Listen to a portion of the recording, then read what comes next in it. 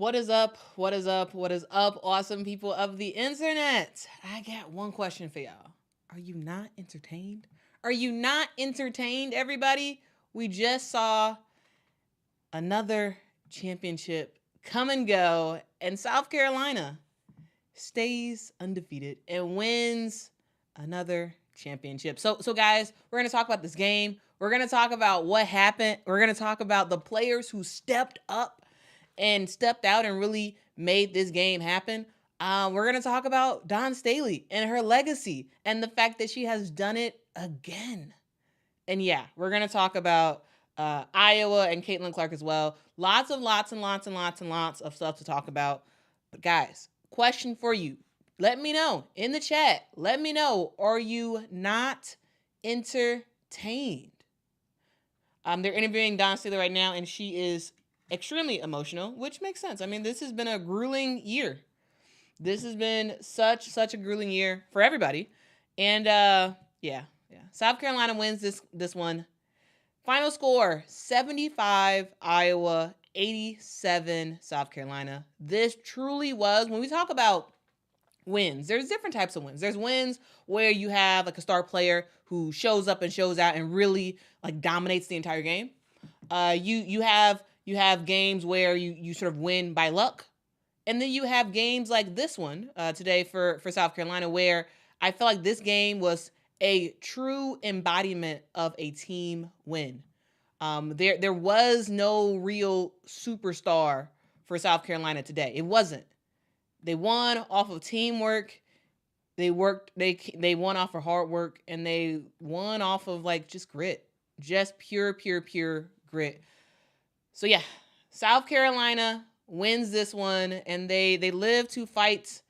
Well, I mean, I want to say they live to fight another day, but like the game is over. Like it's a done deal. South Carolina has won, and we got a new champion. We got a new champion, guys.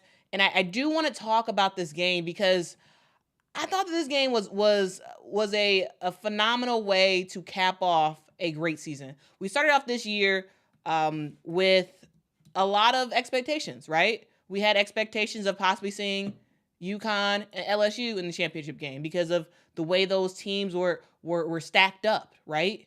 We expected that game to be pretty impactful, right? We expected to see both of those teams make it all the way. But when we saw that first game of the season, South Carolina versus Notre Dame in Paris, we saw, wow, South Carolina is not rebuilding. South Carolina is here, and they look very good. They look very good. And that's that's basically what happened. That is basically what happened. South Carolina stayed perfect the entire year, the number one team in the country, and they are undefeated still. They are undefeated still. Yeah. All right. So yeah, I'm just taking it all in. But guys, like truly let me know what your thoughts are about this game in the comments. So here's the thing. I do want to go over some stuff, right? I do want to go over some stuff. So first, I want to talk about the player who I think is the player of the game. I want to talk about Miss Tessa Johnson. Tessa Johnson is a freshman this season, and today, my, Tessa Johnson showed up and showed out. And we've seen Tessa have good games this year, right? We've seen her show up and have a very impactful time with her team. So if you all remember, Tessa actually, in the Elite Eight, Tessa went off again. Tessa had 15 points in the Elite Eight game, led her team in that front. And today, Tessa was like, actually, I can do a little bit more. I'm going to come off the bench, and not only am I going to impact my team, I'm going to score some points. And Tessa had 19 points in this game. She was 3 of 6 in this game. And that's just what you want to see from freshmen. You want to see freshmen in the biggest of moments. We expect Te-Hina Paopao to hit threes. We expect Raven Johnson and and Kamilla Cardoso to do their thing. We expect that. We do. We expect it. But for a freshman like Tessa Johnson, a freshman who doesn't play a ton, she doesn't play a ton at all, for her to step up in this game when the lights are the brightest, in a game where it's probably going to go down as the most watched women's college basketball game of all time. It's probably going to go down as that. And on the biggest of stages,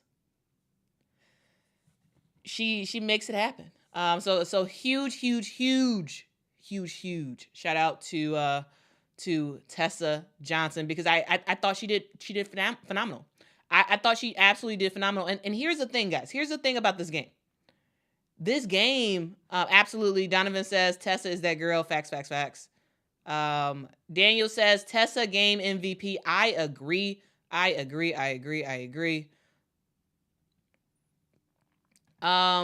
Kevin says it was a great game. South Carolina couldn't blow out, and Tessa got composure to be that X factor Iowa wasn't prepared for. Yeah. KA says freshman went off. Facts. Yeah, Mac. She is a freshman, and that's something to, dude. You gotta have this in mind for the future, because Tessa Johnson's here, and she looks really good, really good. All right, so here's the deal about this game. It wasn't just Tessa, right? It wasn't. The X factor for South Carolina, for sure, yes, absolutely, Tessa Johnson, who did her thing, but it wasn't just her. It was the bench that came in the game. So guys, let's take you back to the first half. The game starts. Iowa just dominates. Iowa comes out the gate hitting shot after shot. I think Caitlin had like 11 points in a row. It was clear that nobody could stop what Iowa was doing. They looked unstoppable. At one point, the game was about 20-9. The score was 20-9, and Iowa looked like Iowa was going to run away with the game. Like it was so crazy of a start. And then what did Dawn Staley do? What did she do? She took out her starters and put in her bench players. And then what happened? Points.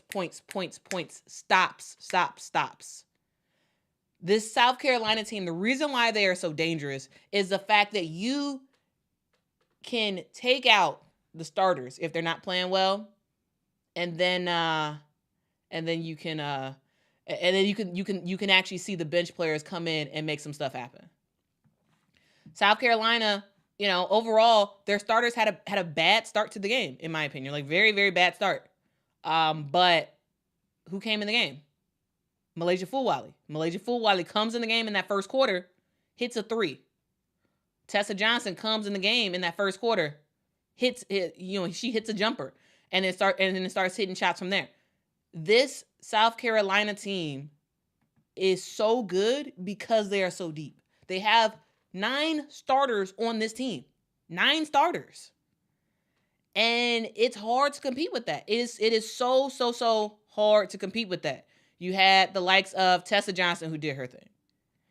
And then you had the lady in the middle, Miss Kamilla Cardoso. Actually, this is actually had 17 rebounds in this game. Kamilla Cardoso was just unstoppable. There was nothing anybody could do against Kamilla Cardoso. She was just too big. She was just too big. She got just about any rebound she wanted to get. And it was clear that this Iowa team, they ran on 4 guards and Hannah Stuelke, who's a power forward. It's just overwhelming to deal with when it comes to the size of South Carolina. You have 6'7" Kamilla Cardoso, in the paint and just dominating. Absolutely dominating. And most of her points were on just it wasn't even plays ran for Kamilla. She just found a way to get the ball and to get points up. And she finishes the game with 15 points. She finishes the game with 17 rebounds. And might I add, 17 rebounds, yes. But also 7 of those rebounds were offensive rebounds. And that was another thing that just killed Iowa today. Iowa finishes the game with a total of 29 rebounds. And South Carolina finishes this game with a total of 51 rebounds. That's the difference in this game. Absolutely, there were players who hit shots. Facts. Absolutely hit shots. And that's great. But the difference really, really was the second chance points that South Carolina had. And that's something that it's hard to compete with. That is something that is extremely, extremely hard to compete with. I mean, South Carolina looks great. They look very, very great in this game. They had a really, really rough start to this game, but they got it together and they started to pick up the pace and look pretty good out there. One thing I do want to say about this game is I do want to talk about Raven Johnson. So Raven Johnson, she finishes the game with 3 points. So, whatever in terms of the scoring. She was 1 of 11 from the field. So horrible time in terms of shooting in this game for Raven Johnson. But what Raven Johnson did was defend her butt off in that second half. So in that first quarter, they allowed Caitlin to kind of do whatever she wanted to do in terms of getting to the spots that she wanted to. They allowed her to get that left-handed step back 3-point shot that she normally does. They allowed that in the first half, in the first quarter, really. And then after that, it felt like Raven Johnson was like, actually, no, we're not going to go out like that. We're not going to allow you to do all the stuff that you normally do. And we saw Raven and also at sometimes Bree Hall defend Caitlin Clark very, very well in the second half. In the first half, especially that first quarter, terrible job defensively. Terrible. But in that second half, we saw that they were riding Caitlin's left-hand side to prevent that step back 3. And you also saw where Raven was getting her hand in. She was getting her hand in, getting steals against Caitlin Clark. And that type of defensive stature, that makes it really tough. That makes it really, really, really tough for Caitlin to do her thing in that second half. And that, Caitlin Clark is the X factor for Iowa. Absolutely. We're going to talk about how great Caitlin was in this game, especially in that first half. We're going to talk about that in a sec, but I do want to give Raven Johnson her flowers because I thought she did a great job defensively in that second half against Caitlin Clark. It's hard to stop a player like Caitlin. She, of course, still ends up with a whole lot of points. But ultimately, South Carolina did the thing that UConn did or that Nika Mule did yesterday. Or not yesterday, on Friday. Nika Mule was able to get on Caitlin's left-hand side and to make it very difficult to have that step back jumper for the 3. It's kind of phenomenal to see. It is kind of phenomenal to see the defense that they played against her and the adjustment that they made. It's kind of cool, So Iowa lost to a very, very good team. We saw today, here's what we saw. Today we saw the best offense in women's college basketball, which is Iowa. Today we saw the best offense in women's college basketball, Iowa, go against the best defense in women's college basketball, South Carolina. And guys, defense won.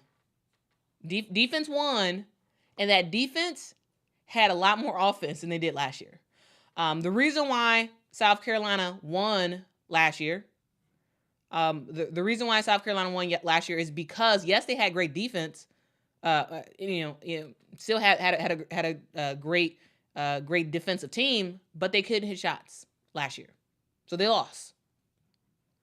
This year, they bring in Te-Hina Paopao. Te-Hina Paopao has 14 points in this game, 3 or 4 from the 3-point line. You bring in, or you develop further a player like a Bree Hall, who had 7 points in this game, 1 of 2 from the 3-point line.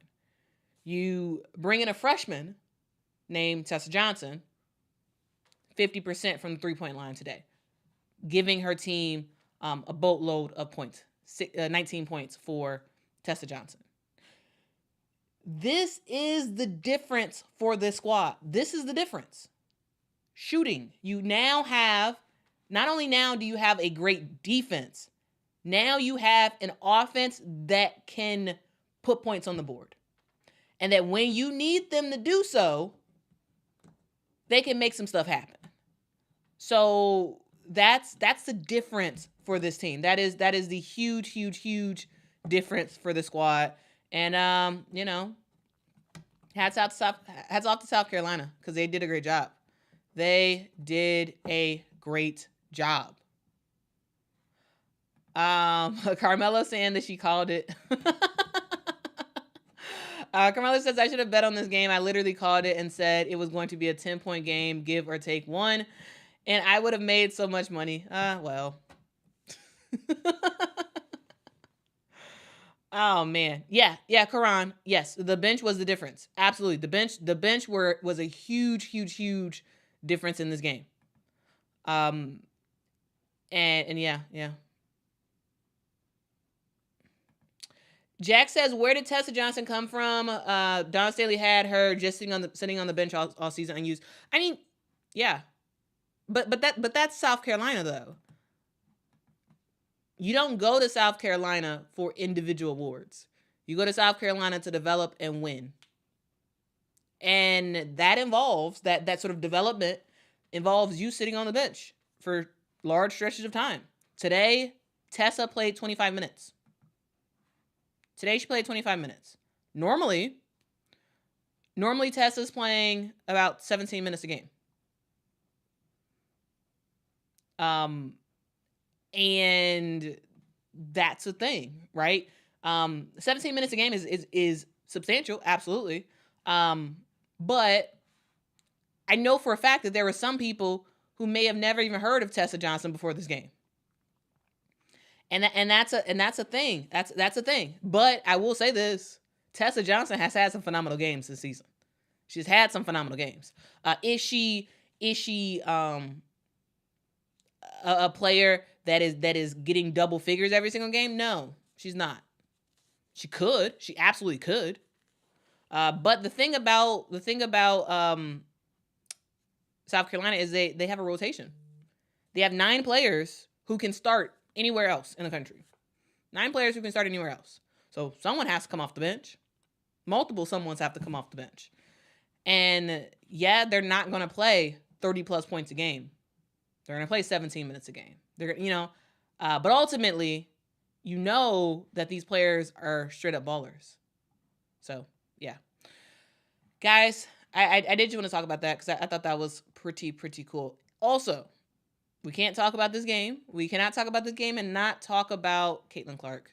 Guys, Caitlin Clark finishes this game with 30 points. She goes actually 5 of 13 from the 3-point line. And a lot of that really was the defense that was put upon her in that second half. Yes, she does end up with 30 points, but most of those points were done in that first quarter. And she tried to get her team going. She finished the game with 5 assists and 8 rebounds. There were times where Caitlin was passing the ball to one of her teammates and they would miss the shot, or they couldn't handle the ball and it would get a turnover. So overall, I thought Caitlin played well.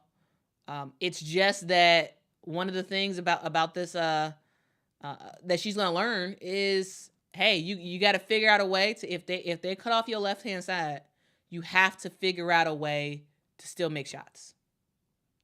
You have to.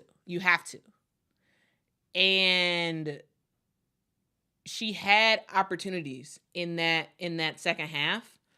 And and she just didn't hit it. Mainly because of the defense that she was getting. And when she goes to the WNBA, that defense is going to be way harder. That defense is going to be way, way, way, way, way harder. And she's going to have to figure out a way to still be able to get her shot off.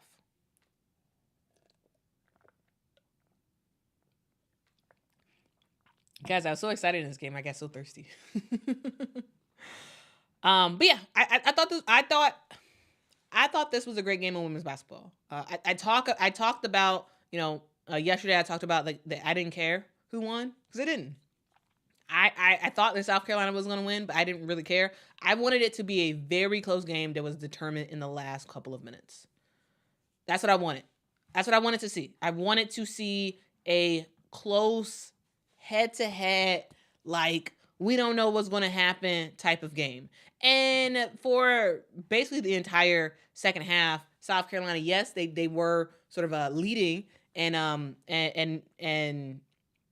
they had the momentum for most of that second half, until I would say there was a couple minutes left in the game where Iowa was able to get the game down to 6. Now I don't know if you guys remember this. It was about 6 minutes left to go in the game, and Caitlin goes up for a 3, misses it. Iowa gets a rare offensive rebound, gets the ball to Gabbie Marshall. Gabbie Marshall drains the 3. It's a 3-point game, 70-76. And at that point, I'm like, ooh, okay, we got a ball game again. We have a ball game because at one point the lead was up to 12, and Iowa was able to get it down to 6. And I was like, okay, well, this is going to be interesting. Could Iowa make an epic comeback? Can they do it? And then no, they weren't able to do it. we started to see Iowa commit fouls, and it was basically over from there. So the first half for sure was fire. Absolutely fire, the first half of this game. And then the second half got interesting at the end of the game for a couple minutes. But overall, I am happy. As a women's basketball fan, I am very happy at the result of this game. It still was ultimately a good game, and it was not a blowout. And that's what I wanted. I wanted it to be close throughout, and I just wanted it to ultimately be a game that sort of moves women's basketball forward. And I think it was. But a thing that I really do want to talk about is, yes, we talk about the bench of South Carolina, right? You had Ashlyn Watkins come off the bench again this game. She brought in 3 points. You had Sania Feagin come in as well, 6 points. You had MiLaysia Fulwiley come in, 9 points. Then you had Tessa Johnson come in, 19 points. So all of that scoring coming off the bench for South Carolina. And when you look at Iowa, they don't have a bench. They don't. And we saw 2 players really get minutes for Iowa. We saw Addison O'Grady, and we saw Kylie Feuerbach. Both of those players had 0 points. Both had 0. So you compare the offensive juggernaut, not just offensive, but just being able to help their team in multiple ways. You see players come off the bench, scoring, rebounding, getting steals, the whole 9 yards for South Carolina. And then for Iowa, they just didn't have it. They just did not have it. And that's the difference. It's rare to have a squad like a South Carolina that can just rotate. So, I'm just like, we're going to have to see coaches create teams that are built to beat South Carolina. And the way that you build a team that can beat South Carolina is you build a deep roster. It is not about the starting five anymore. If you're just talking about the starting five, absolutely. The starting five for Iowa was way better than the starting five for South Carolina. That's a fact. Yes. The starting five for Iowa, if it was just 5-on-5 for the entire game, Iowa wins it. Iowa wins if it is just 5-on-5. But when South Carolina went to their bench, the game opened up. And South Carolina was able to get momentum through that because you had fresh legs coming off the bench. You had Tessa Johnson with fresh arms and fresh legs ready to go and ready to hit some buckets. You had Ashlyn Watkins coming off the bench. Yeah, she didn't score that much, but in terms of her just being active hands on defense, that's stuff that you're able to bring off the bench that Iowa just didn't have. And the bench players coming in and competing against the starters for Iowa, that was the difference in this game. Because Iowa basically played their starters almost the entire game. Caitlin Clark played all 40 minutes. Gabbie Marshall played all 40 minutes. Kate Martin played all 40 minutes. Sania Affolter played 35. Hannah played 27. Right? If you're talking about just starters, yes, Iowa was better. But it's not just that. So it's important as we move forward, for next year of women's college basketball, these teams, these coaches have to get more than just a starting five. You have to get more than just a starting five, because if you don't, you're going to lose ultimately to a team like South Carolina, who has 9 starters on their squad. And that's a huge thing. That is a huge thing. Tiffany says Iowa looked tired. I mean, it's possible. I mean, guys, think about this. This Iowa team, Gabbie, Caitlin, and Kate, have played just about 40 minutes of every game for the last several weeks. They're exhausted. I'm sure they are mentally and physically exhausted to play the entire game, every single game, for the last several weeks. That's a lot to deal with. That's a whole lot. And that's the difference between Iowa and South Carolina. Even when you look at a team like UConn, same thing. Starting five, they got a starting five. They didn't have a bench, so you had players, a lot of the starters playing 40 minutes a game, 38 minutes a game. That wears on you. Over time, that wears on you, and it makes it harder to grind out games like this. It makes it a lot harder.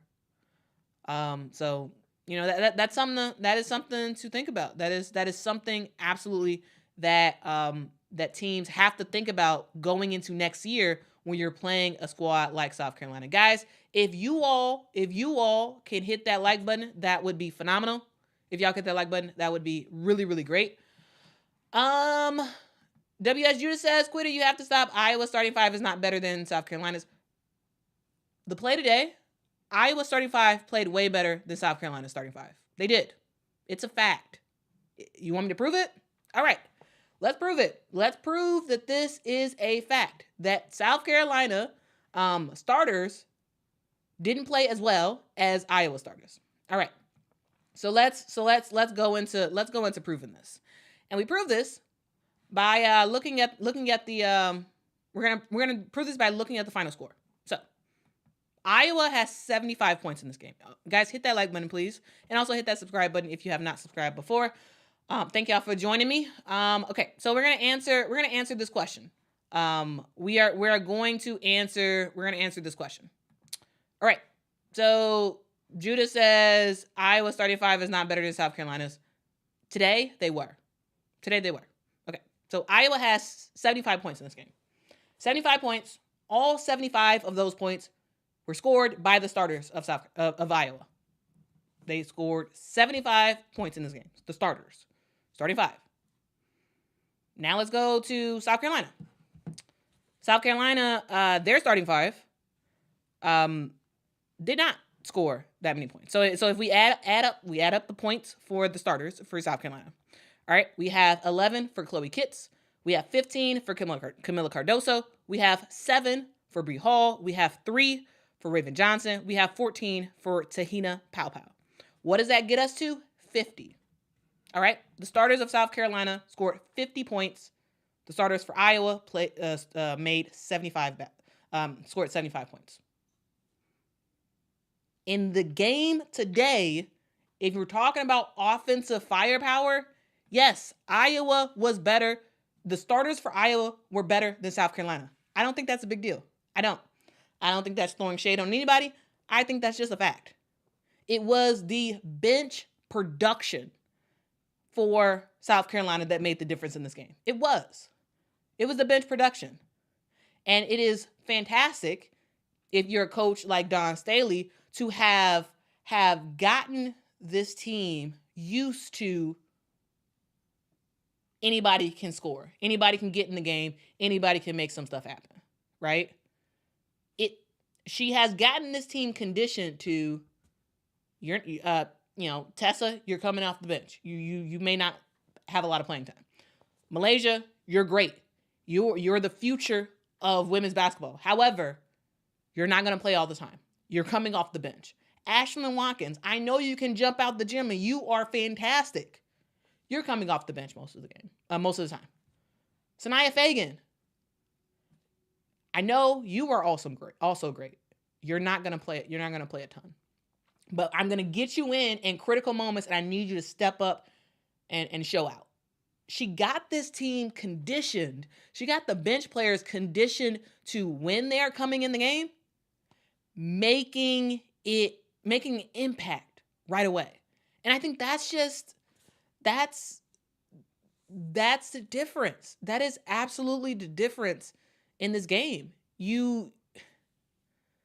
Her bench players stay ready. They do.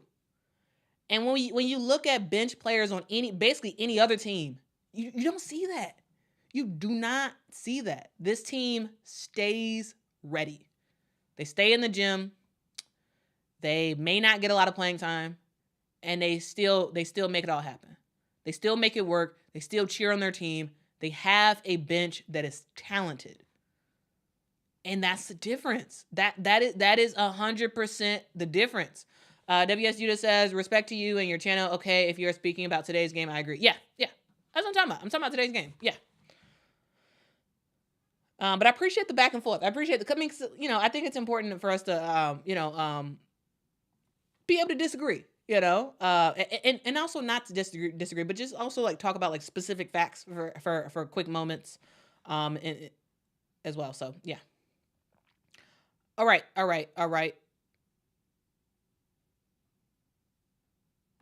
Kojo says, if you stay ready, you never have to get ready. Don Staley. Yeah. I mean, that's the saying. That is the absolute saying. When you stay ready, you don't have to get ready. That is a thing. That is a life lesson right there.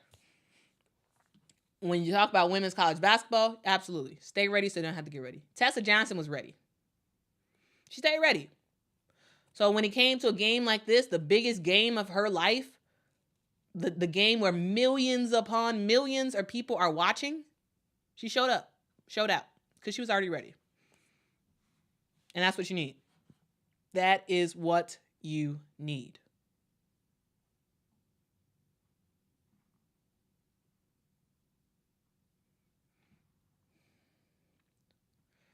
Let's see.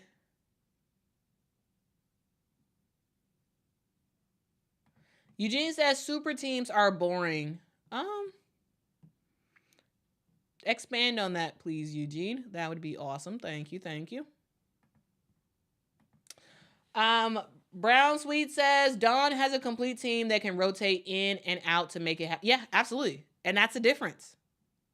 That is the difference. Joey Black says, looks like the Gamecocks didn't get got like a whole lot of people thought they would. I mean, they didn't. They didn't get got. They didn't get got. Carmela says, let's talk about Fulwiley's block at 7:12 in the fourth quarter with a little gesture after the travel call in the fourth, which at best could have been, yeah. Y'all, this game was fun to watch. There were huge moments throughout that I was like, dude, let's go. MiLaysia Fulwiley block. The Raven Johnson with the steals against Caitlin. It was, and also, guys, there were some bad calls throughout that were called. Yeah. That one, that travel call that you're mentioning, yeah, that should have been a jump ball. That I don't think that was a travel at all. There were opportunities that could have gotten really out of hand in terms of bad referee calls. But ultimately, the first half, I thought the referees did a pretty not so great job. They were non-existent calls, in my opinion. Very, very well. Technically, they were actual fouls, but they weren't. They were like ticky-tack fouls. They were called, and then there were times when it was funny. It was like I think it was Bree Hall that was guarding Caitlin, and Caitlin she was trying to get open, and she like two hand shoves. I feel like it was Bree Hall down to the ground, and then right in front of South Carolina's bench, and South Carolina was like, "Come on." And the refs didn't call nothing, and Caitlin drains the shot, and so there was stuff like that I was like, come on refs, come on, you have to do a better job at refereeing this game, but then ultimately I felt like it wind up being an okay game, even though at first it to me it was poorly officiated, so yeah, the first half I really didn't like. The second half, I thought was a lot better. I thought it was a lot better in the second half. And in the second half, I felt like it was both. It was more like both sided, where Iowa and South Carolina were getting bad calls. So yeah. Let's see.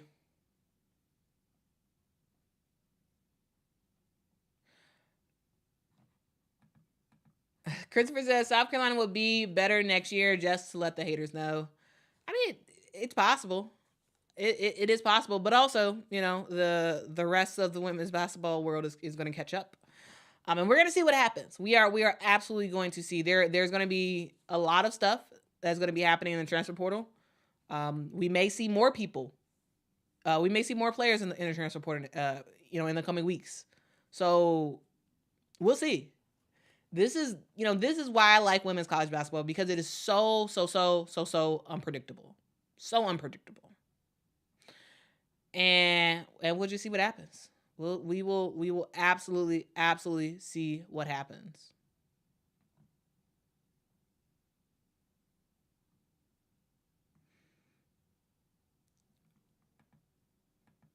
CAC says, awesome people of the internet and Quita, thank you for creating this space. It's been wonderful being positive and discussing basketball. Well, appreciate you, CAC. Thank y'all so much for joining. Thank y'all so much for hanging out. Guys, this is not all that we do on this channel. This channel is for women's basketball, period. So that means we are going straight into WNBA. And I feel like a lot of y'all, I'm not even sure if a lot of y'all even know that I actually make a lot of WNBA content. Like, this channel is like, my start really was the WNBA and then women's college basketball. So yeah, guys, there will be a lot more of commentary about women's basketball in the future of this channel. So if y'all have not subscribed, please subscribe. We're going to be doing deep dives of season in review. Now that the season's over, we're going to take an opportunity to take a look at some of the bigger teams in the country and just sort of review their season. We're going to talk about the good, the bad, what changes have teams made mid-season that allowed them to get to where they got to. We're going to talk about some of the disappointments and where some teams were expected to do great things and then turn out to not do well at all. We're going to talk about a lot of stuff. We're going to have lots of commentary about teams in the past, also teams in the future. There's going to be so much to discuss about women's basketball on the college lane, but also Also, for the WNBA. So for those people who are college only, don't worry. I'll still have stuff for y'all. But hopefully, y'all end up becoming also engaged in the WNBA as well, because the WNBA is awesome. And y'all can rock here for anything related to women's basketball, period. All right? This is your one-stop shop. You don't see this really anywhere else on the internet that will give you commentary about and facts and news about what's happening in women's basketball. Not just one team, not just college, everything. So if y'all want to rock with me, do so by hitting that subscribe button. Guys, we will be having the WNBA draft next week. So yeah, stay tuned on that. We will have mock drafts and news and analysis about that. So we'll get into that as well. All right. Vibe says, I'm definitely watching the WNBA. Facts. Awesome. Igbo says, WNBA is whack. Explain on that. Explain, Igbo. Explain. Why? Why do you think so? Why do you think so?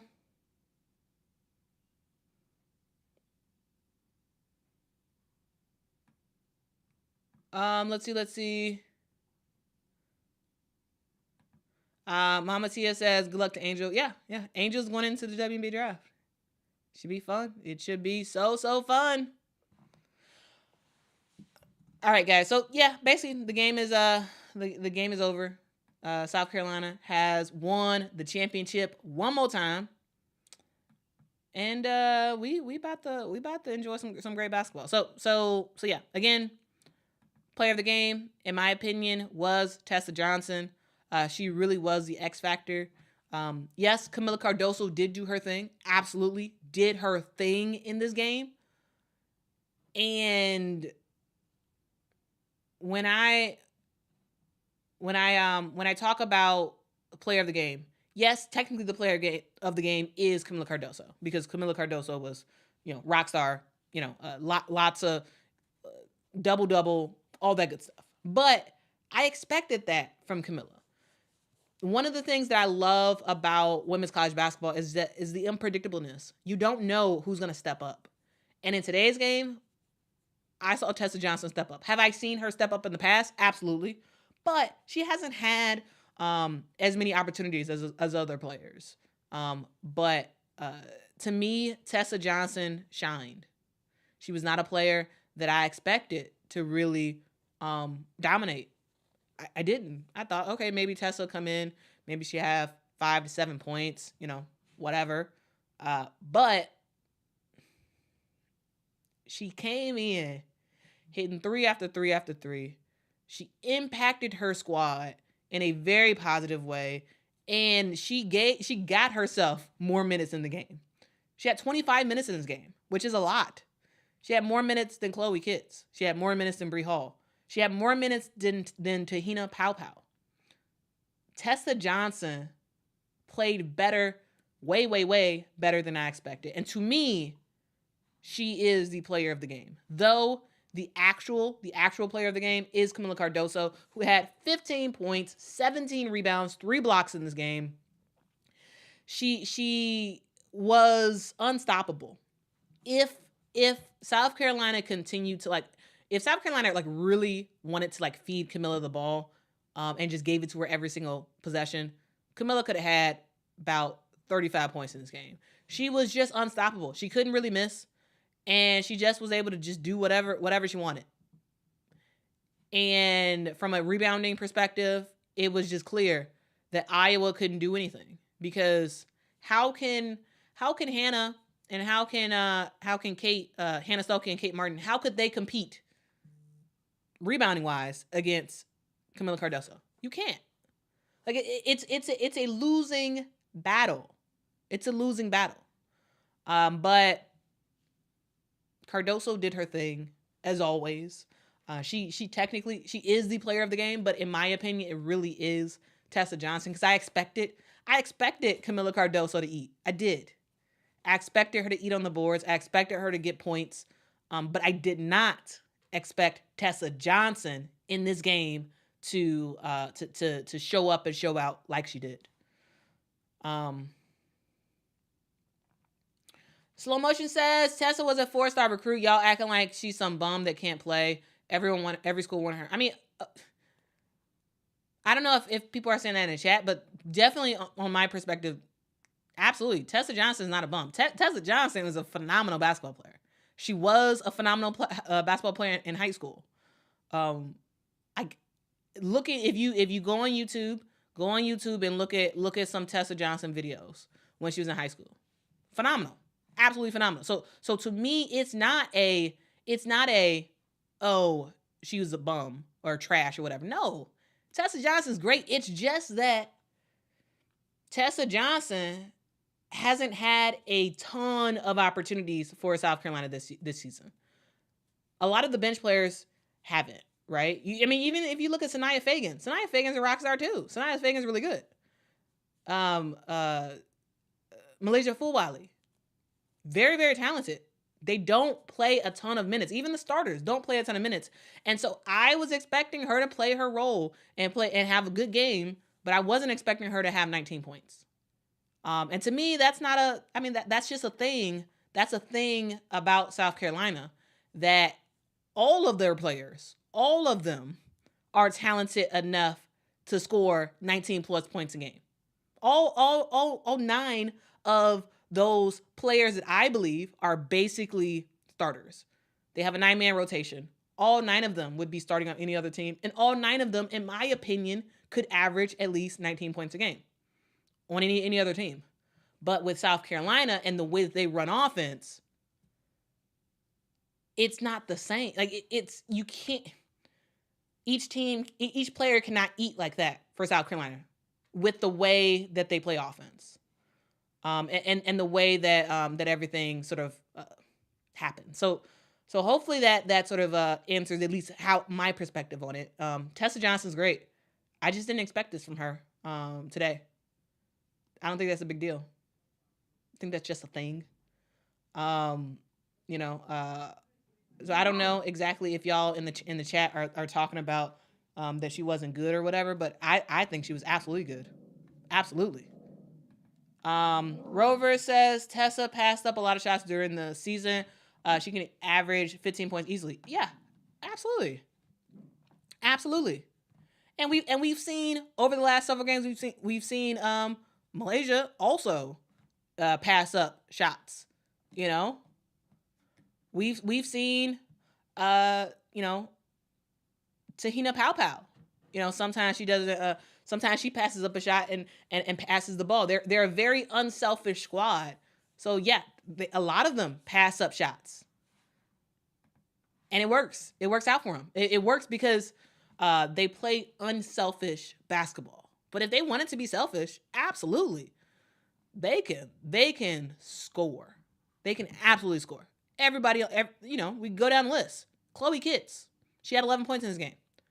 She had a double-double, 11 points, 10 rebounds. She had a comeback game of sorts. Before this game, she was a little bit, I would say, in a rut of sorts. But she went to her bread and butter. So when you talk about Chloe Kitts, to me, Chloe Kitts' bread and butter is her mid-range shot.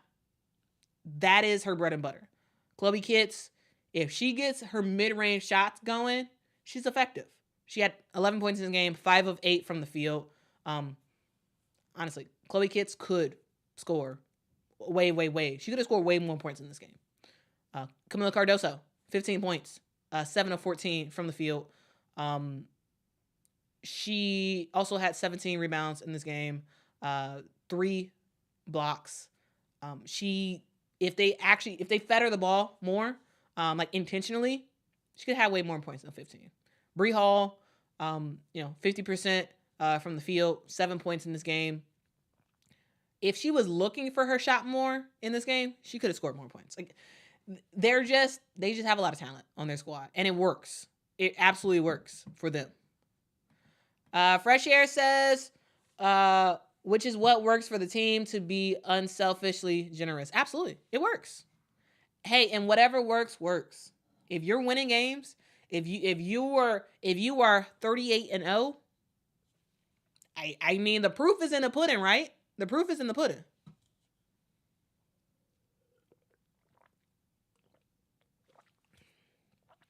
The proof is in the pudding.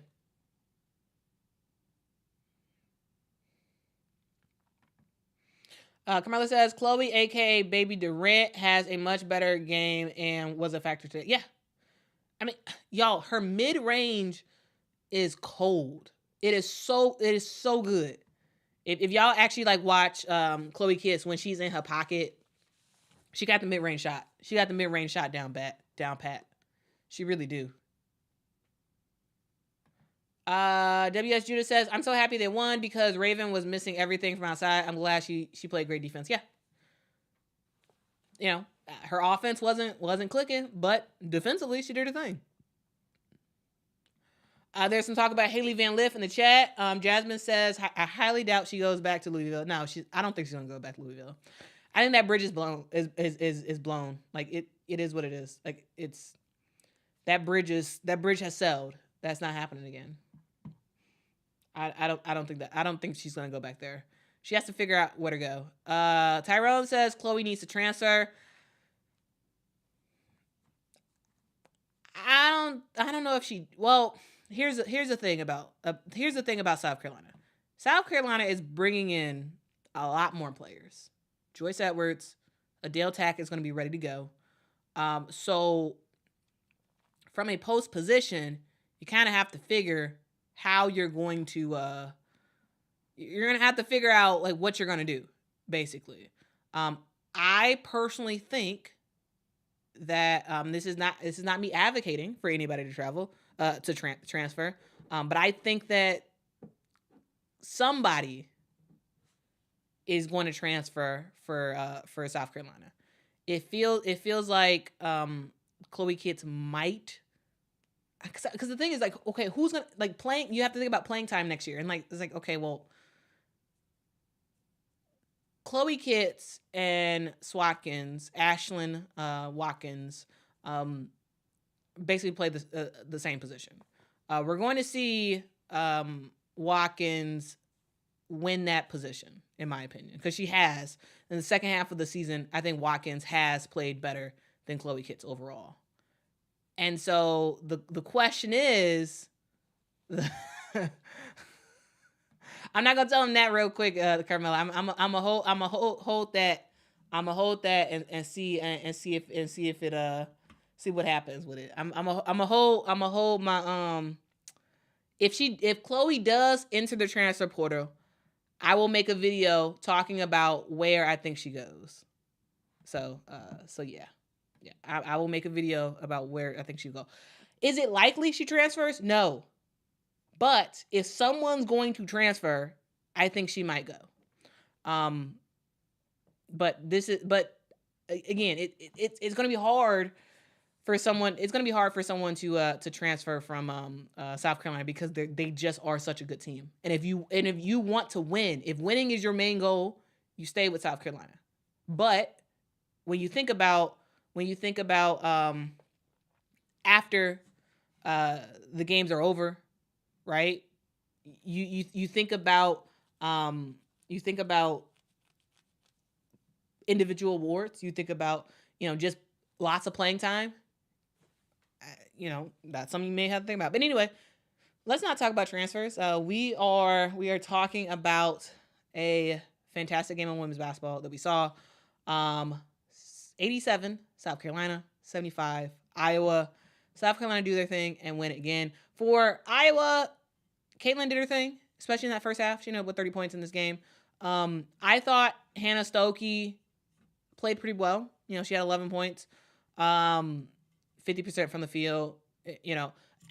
I think the thing about Hannah that just needs to get worked on for future is her conditioning, because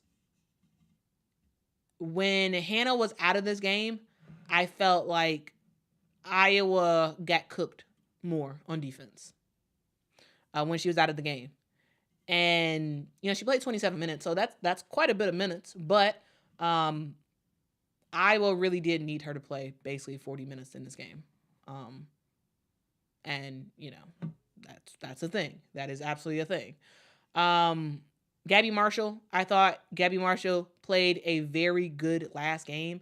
Guys, this is the last game for Gabbie Marshall. She is moving on with her life to become I believe it's occupational therapist. She's going to the University of North Carolina. So, I thought she had a great send-off for her last game. She had 6 points in this game, 2 of 3 from the three-point line. Defensively, defensively, Gabbie Marshall just does her thing. She looks good defensively. Kate Martin, this was also her last game as a Iowa Hawkeye. She is getting into coaching after this is over. So 16 points in this game. She finishes with 5 rebounds, and ultimately the glue, was the glue in this game again. I also do want to talk about a player that I was so excited about, and that was Molly Davis. Molly Davis was able to get in the game in the last couple of seconds in this game. And Molly Davis is a player who had a huge Molly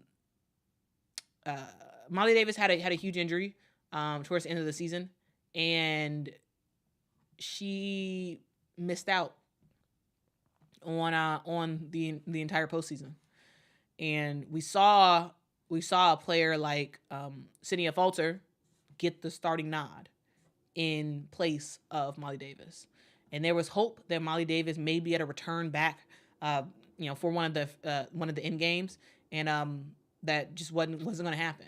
And so, an oppressor, Coach Lisa Bluter for Iowa, said that she wanted to hopefully try to get Molly an opportunity to play in the game, and she did. The game was basically over, but Coach Lisa Bluter was able to get Molly in the game, and to me that was an awesome moment. That was an awesome moment. And it was just, I'm a big Molly Davis man. I like Molly Davis. She is the headband. She is such a fun player to watch. And it's tough. It is absolutely tough to see a player go down in a crucial moment, but she did her thing. She absolutely did her thing. This season, and we'll see what happens for the future for Molly. Her college career is over for playing basketball. So I don't know exactly what she plans on doing next, but it was awesome to see her get in the game. I thought it was great to see her get in the game because Mighty Molly, the short girl that she is, she can, she's definitely mighty, and I was happy that she was able to come in. All right. Let's see. Michaela says Iowa's only weakness was their height and it killed them. Yes. That's a huge thing for Iowa. They didn't have height. Once again, this was 4 guards and Hannah Stuelke. That's what this game was. And when you talk about 4 guards and Hannah Stuelke, who is basically a power forward, that is something that is how can you beat South Carolina? Especially if you don't hit every single one of your 3-point shots.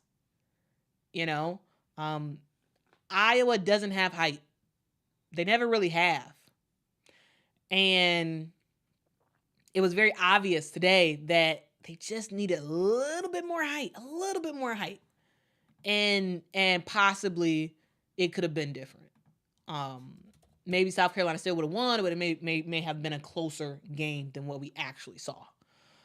So overall, I am very satisfied. I do want to hear if y'all can let me know in the chat, what is your one word description for this game? Your one word description. It could be for this game or for women's basketball in general this season. Let me know your one word description for this game, for this season, because the season's over. This is it. This is absolutely it. It's over. South Carolina wins. Stay undefeated. Now it's about figuring out what next year has in place. Now it's time to figure out, okay, well, who else is going to transfer? You know, where are they going? It's time to build rosters. That's what it is right now. Now we're in rebuilding phase for next season. So I guess let me know in the comments, what is your one word description for this game, and also for the season in general. Let me know what y'all would say. Oh, great, y'all are coming through with these words. All right, let's get to it. Carmela says invigorating. Facts. David says fantastic. Erla says all time. Frank says generational. Absolutely. We have seen some generational talent, and it's kind of crazy. And y'all, we got more to watch. We got more to watch. Kendra says revenge. Facts. South Carolina does get the revenge against Iowa. Kelsey says respect. Absolutely. The women's college basketball has reached a level of awareness and just people respecting the game of women basketball players. And that's something that, you know, normally in years past, I would tell people, you know, it be March. I'm telling people, hey, you gonna watch the NCAA tournament? And, you know, if they are watching it, they're just talking about the men. That's all men's March Madness. That's all they're talking about. This year, for the first time, I'm seeing people who normally would not care about women's basketball talking about, hey, did you see that game? And I'm like, what? You watched it? You watch women's basketball? And they're like, yeah. You know, they're talking about Caitlin, or they're talking about Angel. You know, wasn't that fantastic? And I'm just like, whoa. I talked to middle schoolers, and I'm like, you know who Caitlin Clark is? And they're like, yeah, I do. I'm like, what? You know who Caitlin Clark is? Who is Caitlin Clark? And then they tell me about her, and I'm like, whoa. There's such a level of respect that we are at for women's basketball, and it is just fantastic to see. It's fantastic. I love it. Ashley also says respect. Fred says fun. Journey says one word, Staley. Absolutely. Don Staley does it again. We got redemption again.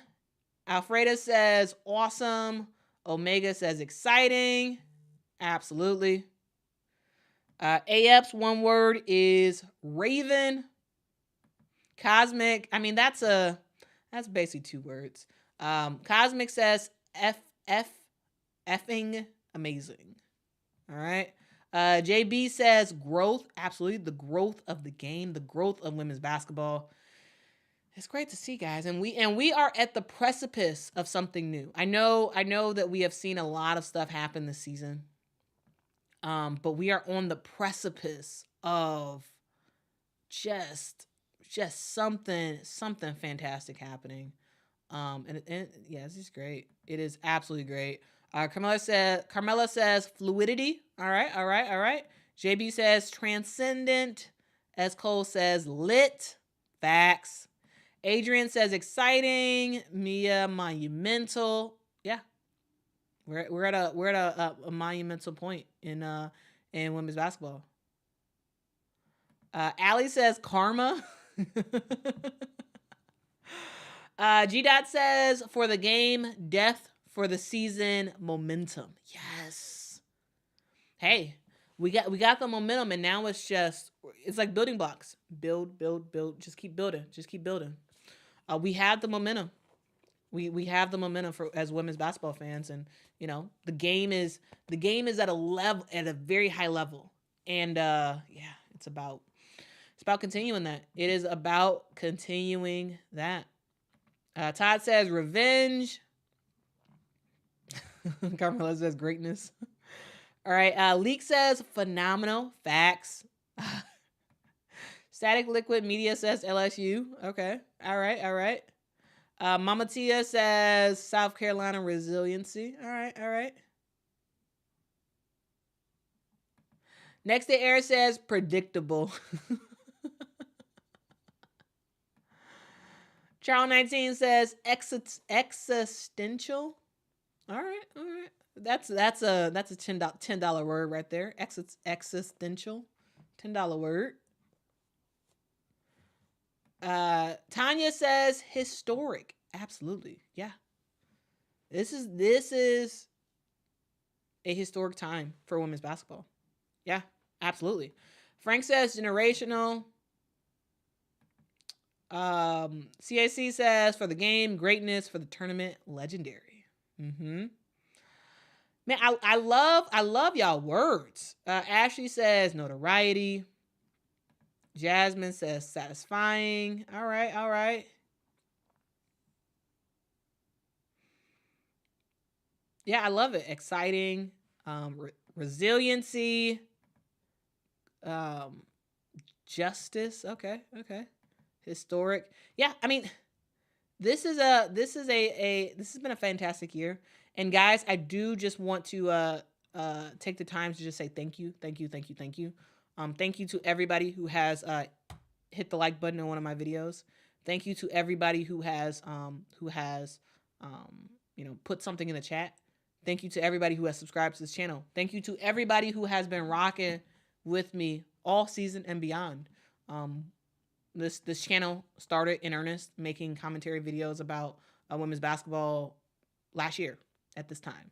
My first videos was a couple weeks ago at this time last year, where we talked about we did a preview of the Final Four. That was the first thing I put on here. And to think about a year later, this channel has now 10,000 subscribers. This channel has kind of built a community for women's basketball where we can argue, we can talk about the game, but we can all do that in love. And knowing that we all want the same thing. We want the game to grow. And it's been phenomenal. Like I truly do appreciate it. And I know a lot of my subscribers really are like 100% focused on women's college basketball. And that's absolutely, so I do want to just give a general thank you for the folks who are not going to stick around for the WNBA coverage. But I did just want to say thank you so much. Thank you for rocking out with me. Thank you for hanging out with me. This has been one of the greatest seasons of women's college basketball that I've ever seen. This has been one of the greatest seasons. This has been a time where we have seen freshmen do their thing. We've seen the likes of Juju Watkins, Hannah Hidalgo, MiLaysia Fulwiley. We've seen in this game, Tessa Johnson. We have seen freshmen put their teams on their back and make it far. Michaela Williams. There's so many players for women's college basketball that have just done their thing this year. And it's great to see. Like, it really is. We have seen so many stars come to the game. So many stars. From the freshmen to the super sophomores, who have done their thing as well and elevated year over year. Even in this game, we talk about just the players who are playing right now. Hannah Stuelke. What Hannah Stuelke has been able to do from last year to this year, she has transformed herself as a player. And I cannot wait to continue to see her play.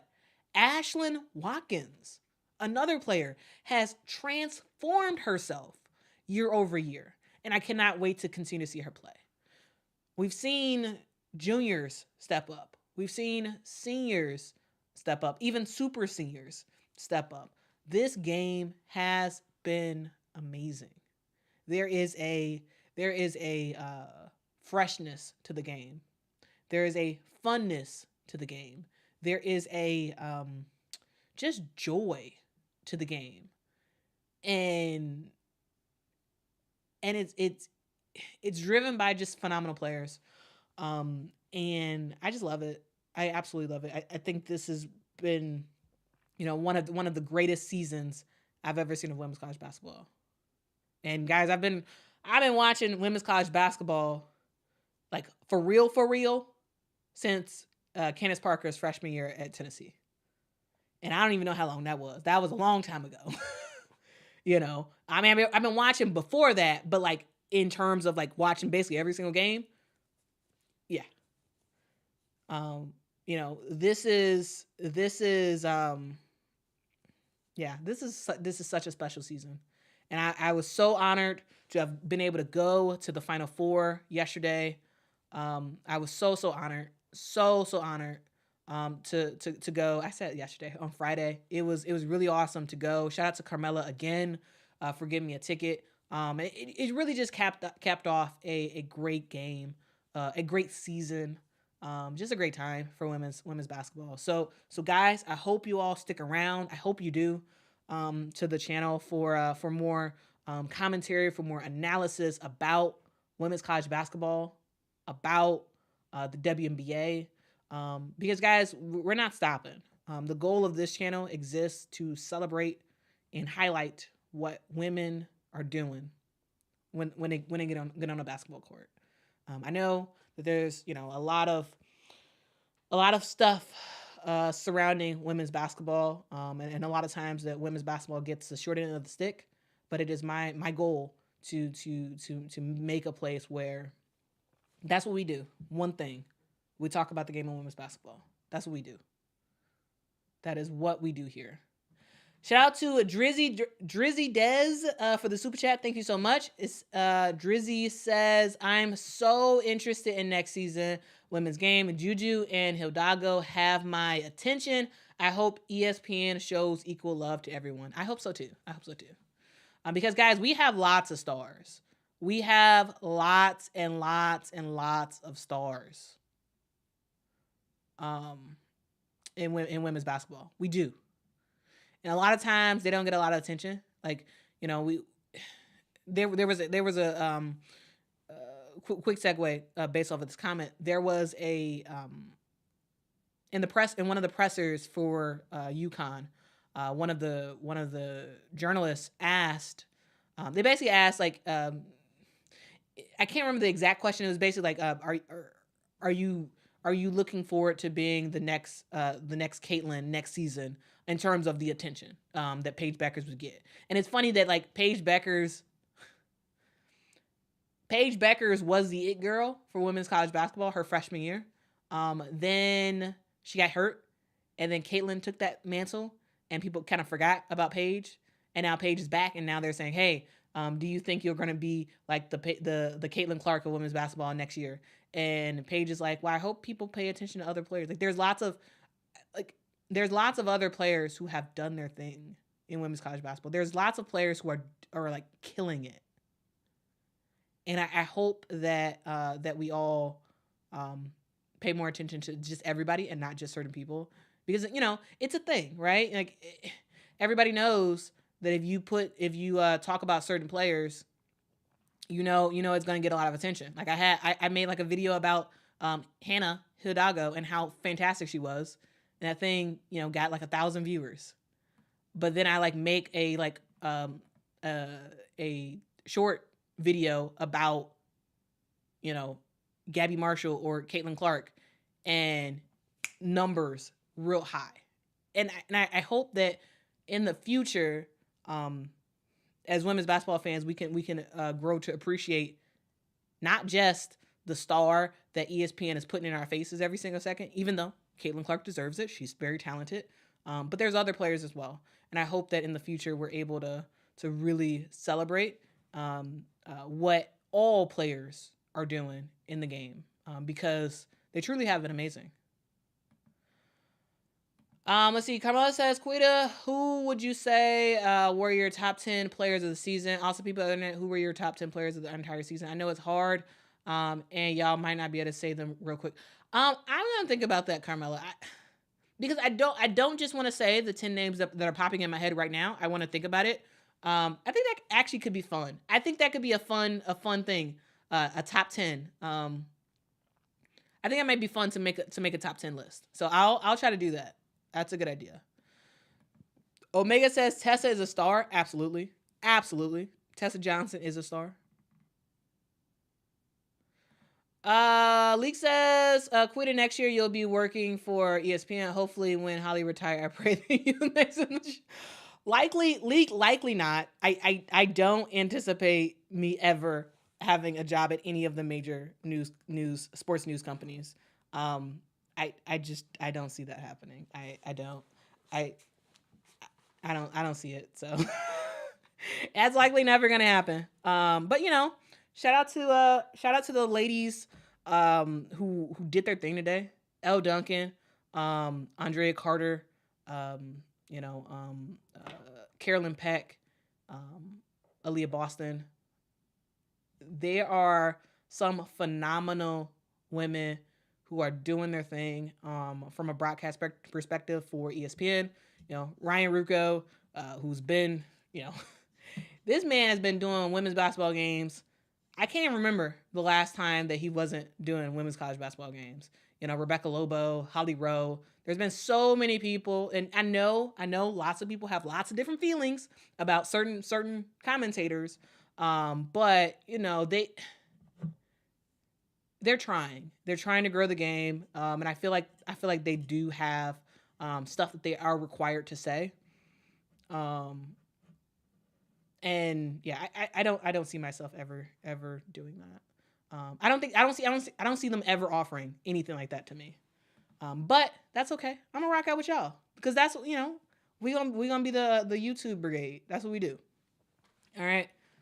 We ain't gonna worry about no media company trying to get us. We gonna do it ourselves. Maybe we can make our own thing, and we can you know, maybe we can make a women's sports network where we have a broadcast show, and we're, you know, and we're competing with the likes of ESPN and whatnot.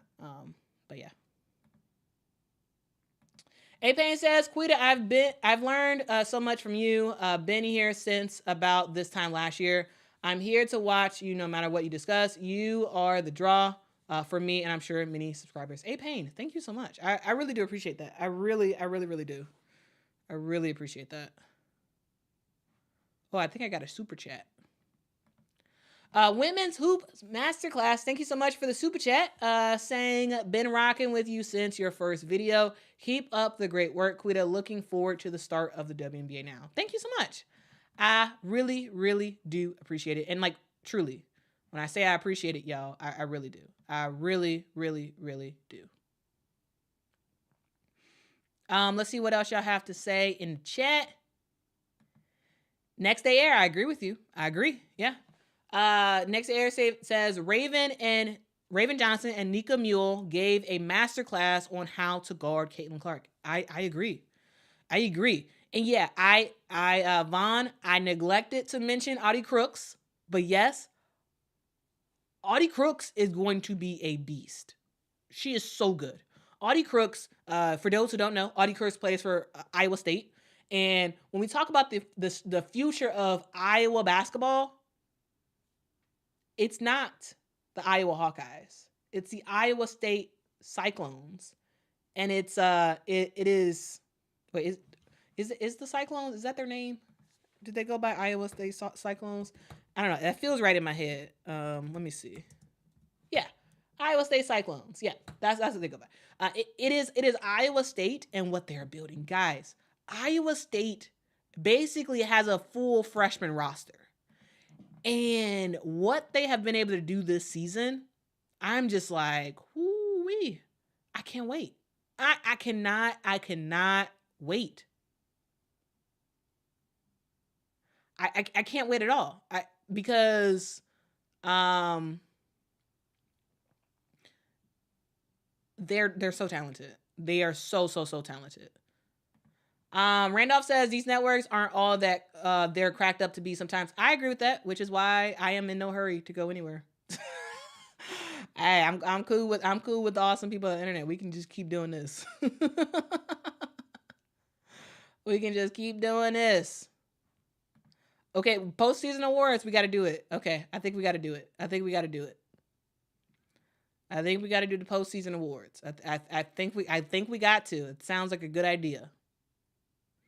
That sounds like a good idea.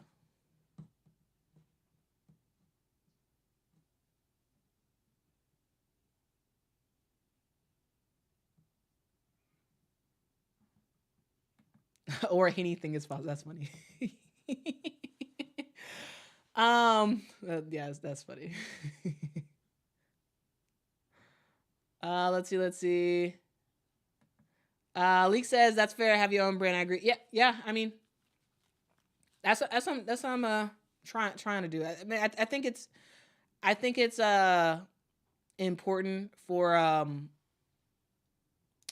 us to not, just absolutely. We had there's some fantastic women who are growing the game of women's basketball on ESPN, and shout out to them. However, I do think that in order for women's basketball to get where it fully needs to go, or actually women's sports in general, because for this channel, absolutely is just women's basketball, but it's not just women's basketball. It really is all women's sports. It feels like you get the short end of the stick, and I think instead of just asking for crumbs and pieces and whatnot for the bigger networks, I think we eventually have to create our own table, and then we can make the meals we want instead of just asking for like, oh, can we have a biscuit? Oh, can we have this? Oh, can we have that? No, let's put our own stuff, and maybe we can really see some real stuff happening. Omega says there will be a women's network. Yeah, I mean, I hope so. And if I can, I would hope to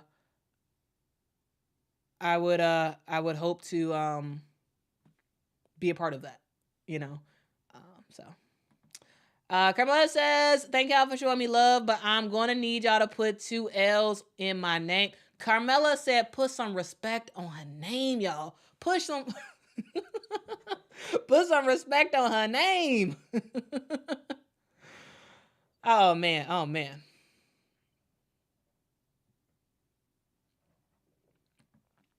Drizzy Des says, I'm finally dropping my Iowa agenda. ESPN made me hate them so much. And that's so problematic. That is, and that's the thing. I think ESPN has done that for a lot of people. There's a lot of people who didn't have a recommendation. They didn't have a recommendation about, people didn't have an opinion about Caitlin or Iowa. And I think there's a lot of people who have been, because of ESPN and because of, the major sports networks, primarily talking just about Caitlin. Even the game is over. And I'm looking at ABC World News tonight right now. And, yeah, they talk about South Carolina, but it's a lot about Caitlin Clark, and it's to the point where I think people are just like, they've made people not like Iowa and not like Caitlin because they have pushed it so hard for so long. And I think that that's unfortunate. That is unfortunate. And I don't like it. That is very unfortunate. But yeah, Drizzy, you're not the only person. I've heard from people who have said they've really not liked the coverage. CNC says Hidalgo with the best nose piercing. But guys, so they were doing a I didn't really see a close up during the game itself, but in the pregame, they had like close ups on Ashlyn Watkins and Kamilla Cardoso, and both of them in the pregame sort of like video thing that they were doing, just like the close up shots or whatever. Both of them had nose piercings in, both of them. And guys, I didn't see that close of a shot, that tight of a shot during the actual game to know if they actually had the nose piercing still in for the actual game. But I was just like, after Hannah had to take hers out, what's gonna be the case? What is gonna be the case of these players? But yeah, Nosegate is still a thing. Nosegate is still a thing. AF says, who's in your too early top 10 for next year? TBD on that. Journey says, has Tack recovered from injury? I don't think so. I don't think she's recovered yet. I don't think she has. But guys, I will have a lot more videos about women's college basketball. Yes, primarily I am going fully into the WNBA. However, the goal is to have at least 1 or 2 videos each week about women's college basketball, so y'all won't be sort of left in lurch if y'all don't care about the WNBA. But hopefully y'all start to care about the WNBA. Hopefully. Oh man. Whoa, Pam and Eggs. Thank you so much for the super chat. Pam and Eggs says, here's to a magical season and having you shepherd us through it. Thank you for creating this space for us. On to the WNBA season now. Pam and Eggs. I really do appreciate that so much. Thank you. But yeah, it's on to the WNBA season. It's on to the WNBA season. Yes, Leek, I can do that. Yes, that's a good idea. Yeah, I can do that. Leek says, can you do a stream about this year's transfer portal, please? Yeah, yes, I will. So, what I want to do is I want to grade the transfer portal from last year. Sort of like a, so we know all the people who transferred wherever they went for this season right here. But I want to look back on it to say, what were, who got A pluses, who got A minuses, who got Fs, let's sort of talk about, we talked about how these teams, we know that, a lot of teams got a lot better, in the transfer portal, but in hindsight, now that we only have one team that has won the championship, in hindsight, now it's time for us to think, okay, well, really how successful was the transfer portal for some programs? And I think that's going to be a fun thing to revisit. And that I also want to talk about who's in the transfer portal now. There's some players already in it, and there may be some more players at it. There may be some more players at it.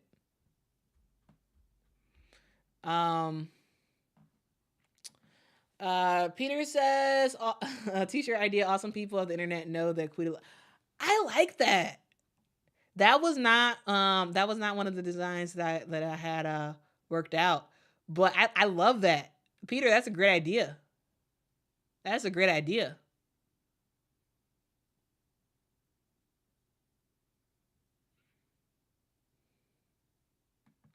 Ms. Peach says, Quita, I was on another YouTube page with 2 guys from Chicago who are also hoping for Angel. I told them you were organizing a petition. Yeah, we trying. Guys, you know I am I'm rocking with my Chicago sky. Y'all know that. We're not gonna be very good, but here's the open. Erla says Tennessee has a new coach. They do. Yeah. So Tennessee has hired Marshall's former head coach. She has a lot of non D1 experience and not that much of D1 experience. And also Tennessee has finally gotten out of the Pat Summitt tree. The last 2 coaches they had were in the Pat Summitt tree. Now they've made a different decision. And I was expecting, if you're going to fire Kelly Harper, for you to get someone with more cachet and someone who is known in the D1 space. And they didn't do that. Now I'm going to be making a video talking about Marshall, the former Marshall head coach, and talk about like what she's going to bring to Tennessee, because I do think I'm fine with them making the hire. However, I don't like the fact that they fired Kelly Harper this season. I think it's hard for you to fire someone who's had a relatively good season this year, and to bring in someone who doesn't have a ton of D1 experience. That's a thing. But guys, we're going to do a deep dive into Tennessee's new coach. We're going to do a deep dive into Virginia Tech's new coach. And ultimately, I actually do think the future of Tennessee can be bright in a while. You got a little while to go. Let's see.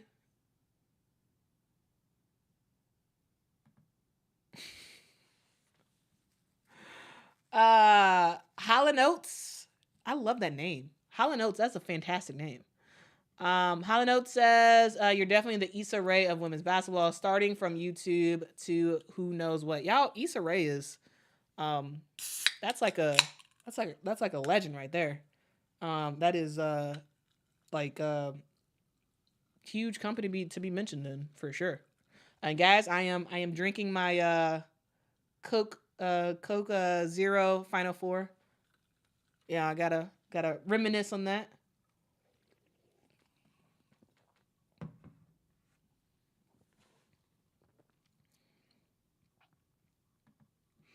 Shani says, for me, it's the Iowa fans and the things they say in the comments are very disrespectful.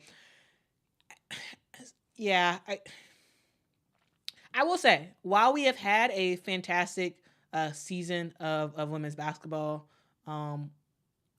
there has been a lot of negativity and an increased level of negativity that is just so bothersome, in my opinion.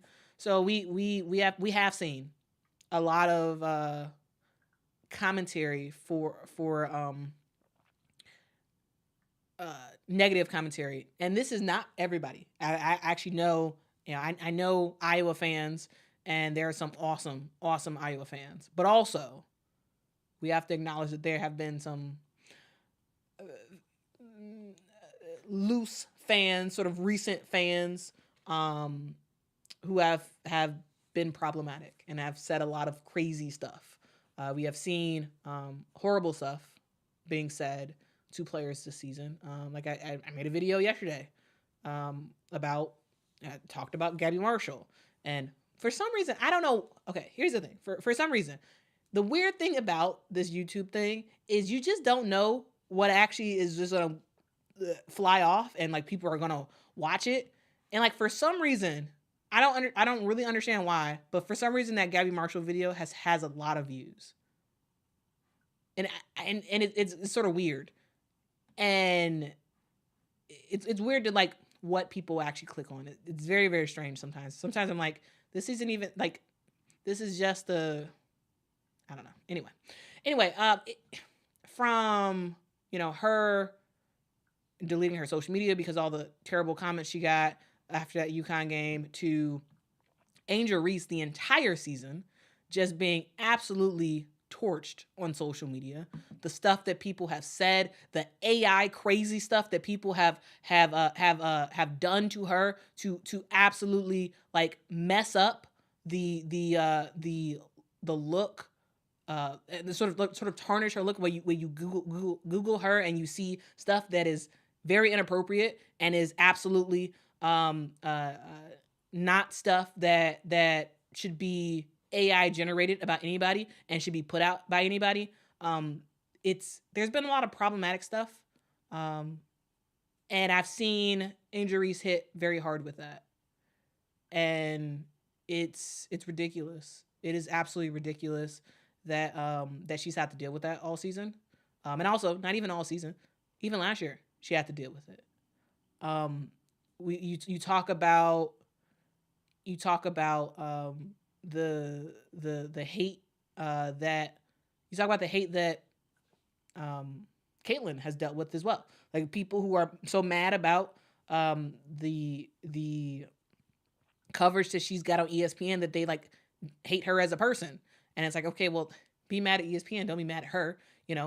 There's a lot of stuff that has happened this season.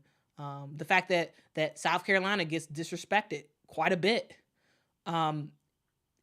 It's been a lot of toxic stuff that has happened this year, and it's problematic, and I really don't like that side of it. But that's the name of the game. It's one of those things where like when you grow, you have to deal with jerks, right? That's what you have to deal with, and it is what it is, and you just kind of have to live with it. But it's not fun. It's absolutely not fun. So yeah.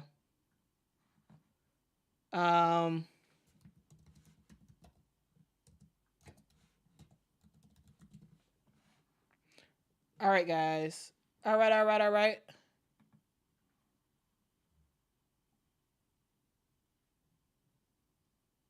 Okay, let's get to y'all comments.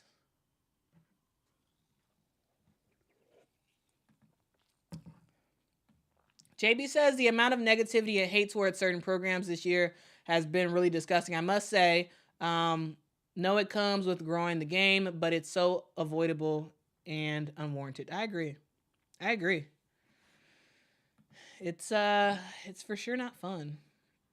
You know, it sort of dampers the game a little bit. You know, like I'm all for I am, and this is not me saying everything should be rainbows and sunshines. I don't believe that at all. I think it's absolutely great and very much fine for people not to like certain players. That's to me that's not a problem.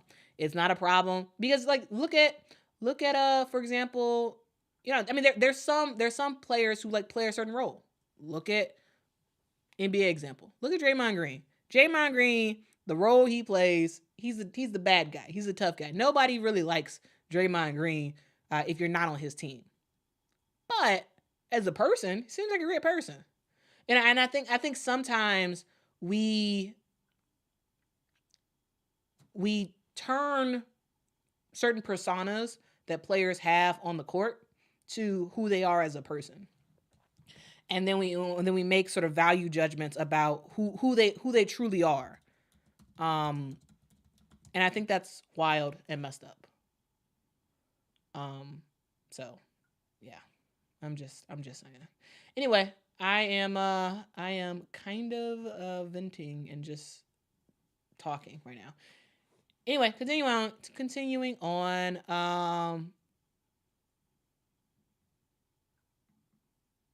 Wait, I'm seeing people talk about Carol says, did anyone see Anissa Morrow with an Auburn shirt on? Oh.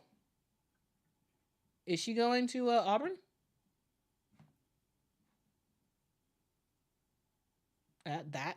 That's interesting.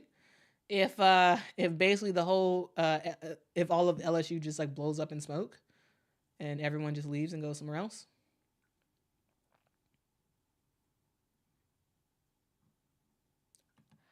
Michael, y'all, shout out to Michael. Thank you so much, Michael, for the super chat. Y'all, if y'all, we had a fantastic meetup this past Saturday at a brunch spot. Very, very tasty food. Very, very awesome company. Michael was there, and we had a chat about the game, and Michael is a South Carolina fan, and we were just talking about just the game and just our thoughts about it, and guys, next time there's a meetup, I hope y'all can join because it was a boatload of fun. It was a boatload of fun. So shout out to Michael. Shout out to honestly. Shout out to Kamilla for joining that meetup. It was really, really fun. And thank you so much, Michael, for the super chat. I hope you're happy. I hope you're happy, Michael. Your team has won. I hope you are very, very happy right now.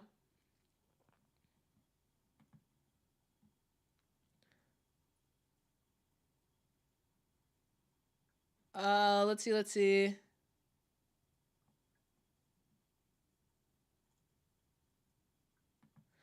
Denise says, Paige said it right. The media needs to spread the love and highlight many of the great players. I agree.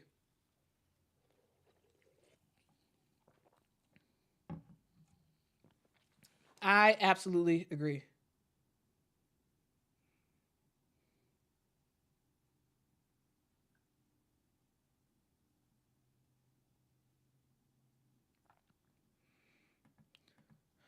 Kat says, Quita, my thoughts over this year was the people giving hate to this woman's game could literally be the parents of these players. It's hard to see. I would not want this for my child. I'm only 40. Yeah,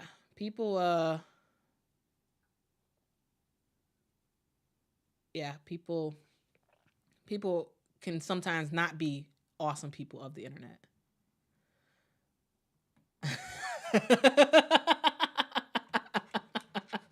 Michael is a little bit of a troublemaker. Michael has some hot takes. The cartel. There was a whole conversation about the cartel. You only know if you was at the meetup. I'm just saying. It was a fun time.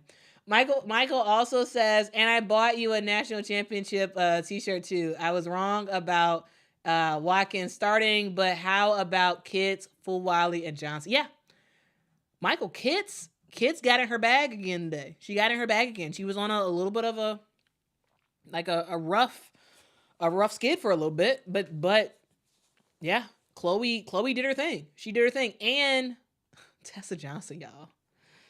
Yeah, Michael, you saw how great Tessa Johnson was today. Yeah, she did her thing. And MiLaysia as well. Absolutely.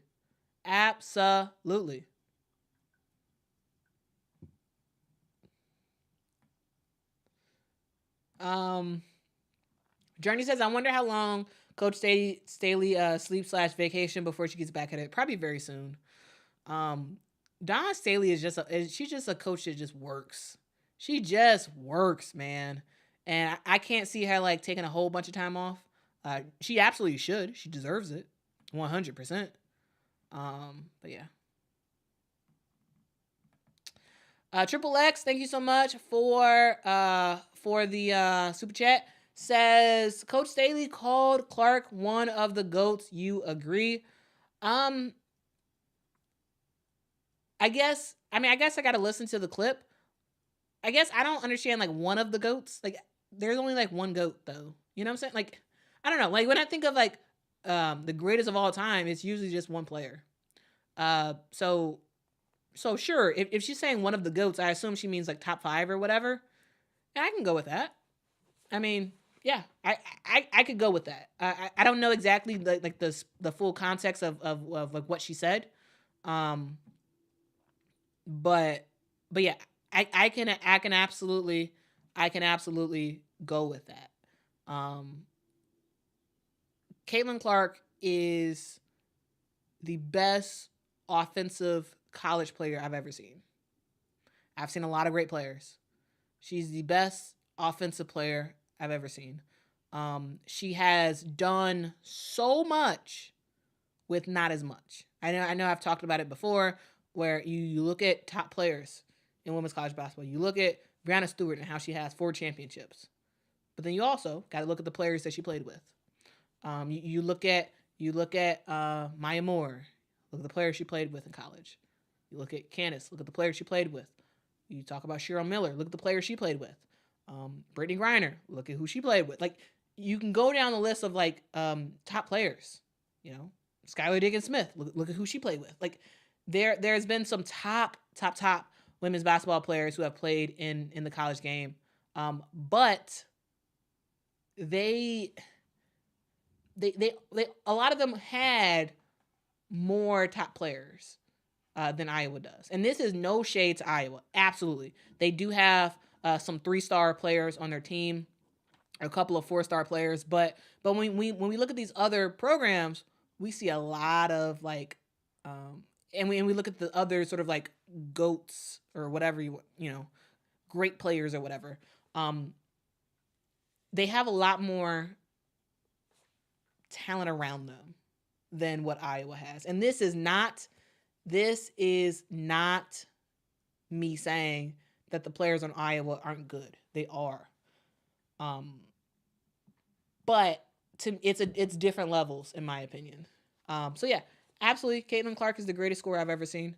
I don't know exactly what you sort of move that all up to, because, you know, I think a lot of people would say that Sharon Miller was the greatest player ever in college. I mean, I've seen highlights of Sharon Miller, but it's hard to really sort of talk about that because like I didn't watch her in her time, so I don't quite know. I think in general, I think instead of us sort of like focusing on who's the GOAT, because no one will ever be satisfied. When the WNBA did their whole thing and they said Diana Taurasi was the GOAT, a lot of people was upset about it. Like so at some point we just have to stop talking about GOATs. We just let's just talk about great players. Period. Let's just talk about great players. Lou says we need to retire the term GOAT. I mean, I don't disagree with you. I don't disagree with you at all.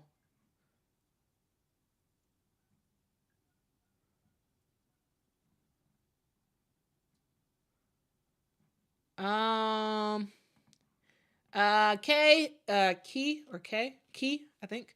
Says, hey, Quita, love what you're building here. South Carolina stand up. Good game, Iowa. That was a good game. Yeah, I mean, South Carolina does again. 38-0, y'all. 38-0. They did a rare feat that not that many people can make. Now, guys, I do want to know what's going on with y'all brackets. Let me know. I did have South Carolina winning the whole thing. So, I guess in the end, my bracket's fine.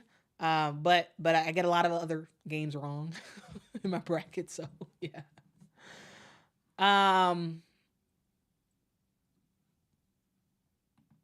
Pro Fan Talk says, apologies to Tessa Johnson. I wasn't familiar with her game. What? I mean, you know now. Tessa Johnson is the real deal. I mean, she's always been. I think now it's just we saw her on the biggest of stages.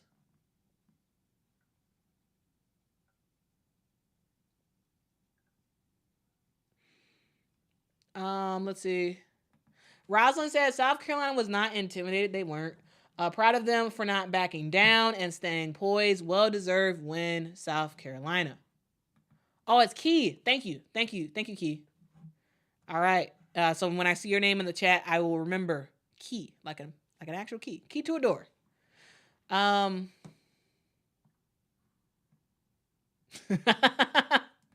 Keys brackets is bad.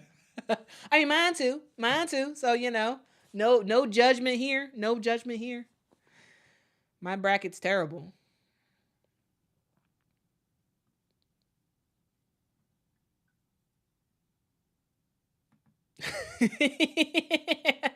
Yours too, JV.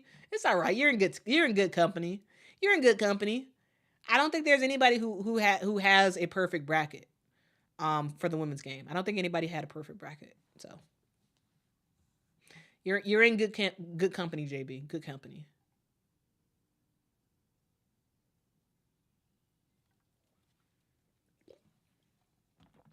Molly says Iowa needs a complement of more players. The coach needs to recruit better. I mean, here's the thing, though, Molly. Here's the thing. When you talk about programs, it's not all on the head coach. Ultimately, it also can be about how attractive the place is to go to. Because Iowa, only a certain type of person wants to go to Iowa to the University of Iowa. Caitlin Clark wanted to stay in Iowa. She loved the people of Iowa. She's from Des Moines, and she wanted to stay there. When you're talking about top players in the country, it's hard to imagine, a bunch of 5-star recruits wanting to go to Iowa. It has nothing to me. It has nothing to do with recruiting. It's just that the place itself isn't as attractive as an LSU, as an as a USC, as a UCLA, even as a South Carolina, as a North Carolina, as a Duke. I think it's hard. It's hard for a team like Iowa to recruit, because you have to have players who want to be there, who want to be in the state. Iowa City doesn't have a lot of stuff going on. It doesn't. And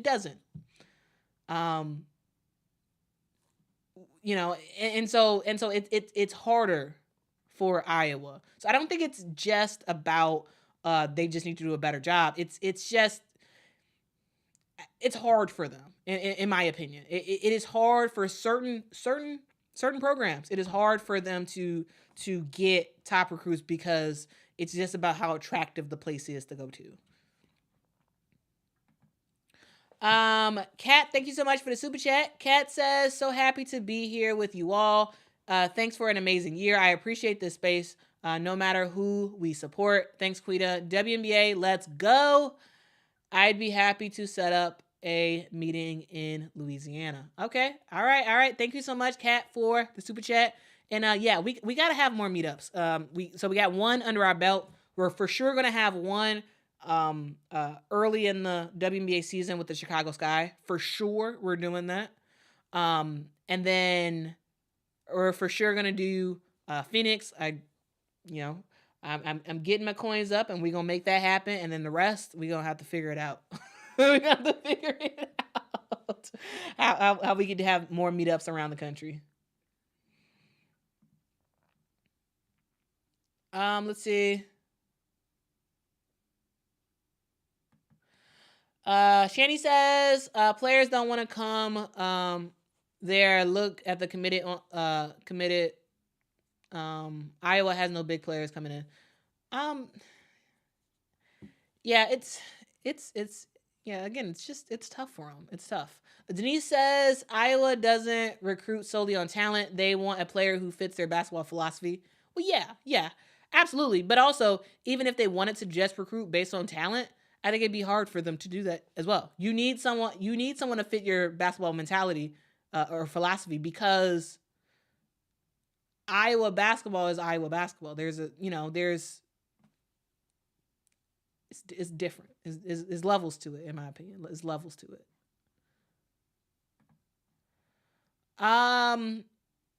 Triple X says, you think this South Carolina team beats the 01-02 UConn team? Now, I get years mixed up, so I am going to Google this UConn 2001 team.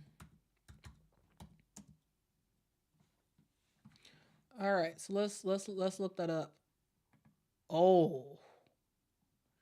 Ooh-wee. Yeah, this was the squad right here. This was the squad right here. So, guys, the 2001-2002 UConn roster had the likes of Swin Cash, Diana Taurasi, Sue Bird, Asia Jones, Tamika Williams, Ashley Battle, Jessica Moore. Oh my goodness. I'm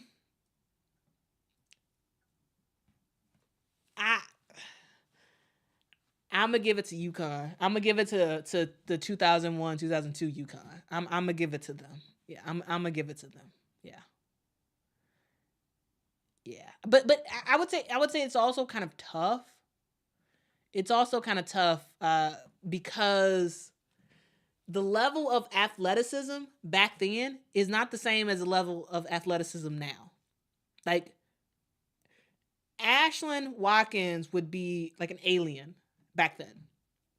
Like you didn't have the athletic ability that MiLaysia Fulwiley and Ashlyn Watkins have right now. Is just leaps and beyond anything that we saw back in 2001, 2002. But I'm gonna say UConn though. I'm gonna say UConn. But it also is dramatically different game of basketball for sure.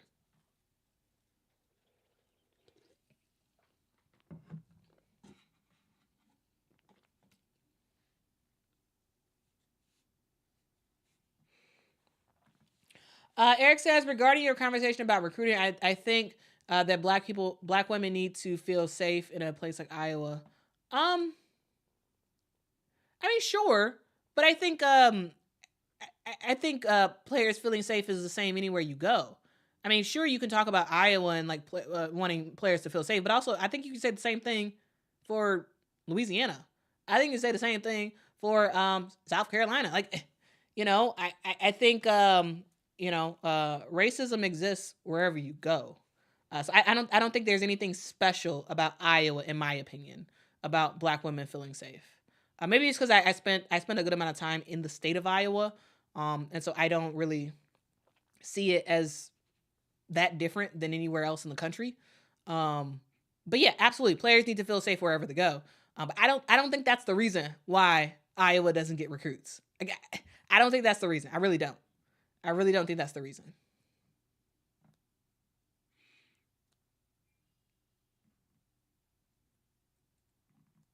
Let's see. Kamilla says, if you do a meetup for the Chicago Sky, can you do it at the end of June or early July?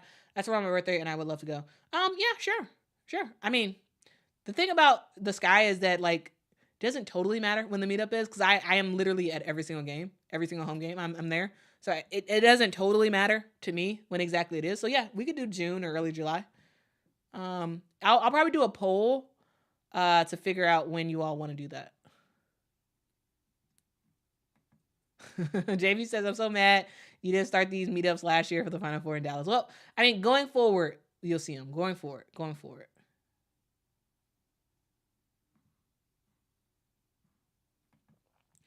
I mean, Lou, I'm rooting for y'all. I'm rooting for Philly to get a team. I'm rooting for y'all.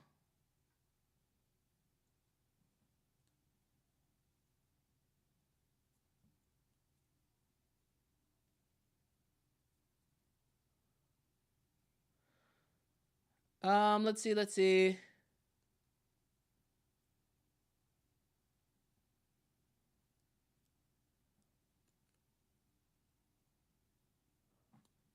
Lou says Nika Mule played herself into a draft spot. I think so. Nika Mule was phenomenal in that game. Defensively, oh my goodness.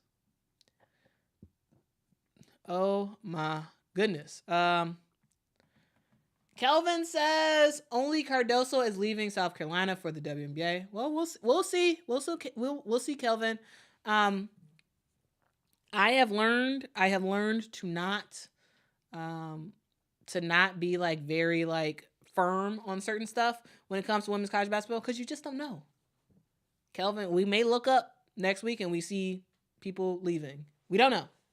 Maybe they will, maybe they won't.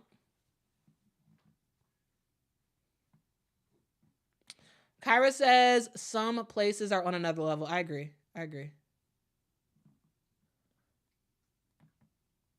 Ooh. All right, JB. With the ideas. JB says new video idea, top 10 national championship teams in this century or something along those lines. Oh. That would be fire. That would be so fire.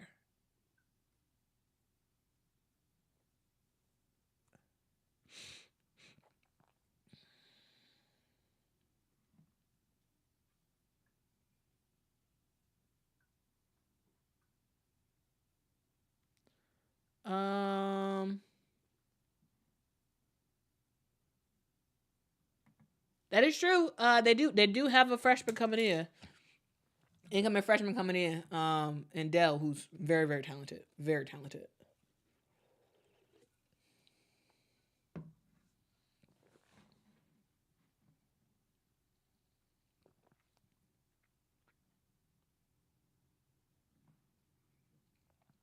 All right, guys. Well, this has been an awesome chat. I do want to say thank y'all again. Thank y'all so much for making this season of women's college basketball so exciting. Guys, we have just had a blast over this these past several months talking about the game of women's basketball, and it's been awesome. So I do just want to say from the bottom of my heart, I do want to say thank you for your support. Thank you for your input. Thank you for your suggestions. We have finished the season for women's college basketball. We have gone through the season. The season started several months ago. We have seen big games after big games. We went through non-conference time, went through conference, the conference regular season. We went through conference tournaments and watched teams battle it out and surprises happen. Then we had the NCAA tournament. We had 68 teams make the tournament. Went down to 64 after the first 4 games. That went to 32. That went to 16. That went to 8. That went to 4. That went to 2. And now we have our champion. The South Carolina Gamecocks are your 2024 women's basketball NCAA champs. It has been a fantastic season, and I thank you all so much for rocking with me. Selena, thank you so much for the super chat saying thank you. Well, thank you all. Thank you all for rocking with me. What a phenomenal season in women's college basketball. We will be back tomorrow for more of a recap of truly this tournament. There will be more videos coming in the coming weeks, recapping the season for various players and teams. And then we're going to be looking forward to the future of what women's college basketball has to offer. We're going to be giving predictions about what's going to happen. We're going to be analyzing what's happening in the transfer portal, new coaches coming in, all that good stuff. So there's lots of more content that you all will be able to watch. But guys, South Carolina never got. And this is one of the rare times that has happened. Vernon is absolutely right. Yeah, they never got. They are 38-0 on the season. It is phenomenal to watch. Shout out to Iowa for having a great season and making it back-to-back to a second NCAA championship game. Couldn't make it happen, but valiant effort from them for making it this far. But ultimately, there has to be one winner. And there has to be one coach that does what no other coach could do. There were hundreds of teams this season. Hundreds of coaches who were trying their best to try to make something happen. Try to be the one who holds up the trophy. And the person who holds up that trophy now is Dawn Staley. She's done it before. She's doing it again. So congrats to South Carolina on a phenomenal season. And just congrats to all women's basketball players, all women's basketball coaches for a great season of women's college basketball. This has been phenomenal. Thank you all to the fans for doing your part in helping to grow the game, for telling people about the game of women's basketball, for encouraging other people to watch the game. I thank you all for rocking with me in this channel. I hope you all stay with me, stay locked in as we talk about more women's basketball in the future. On to the WNBA draft next week. I really do appreciate y'all. And once again, until we talk again, which will be tomorrow, until next time, guys. Bye.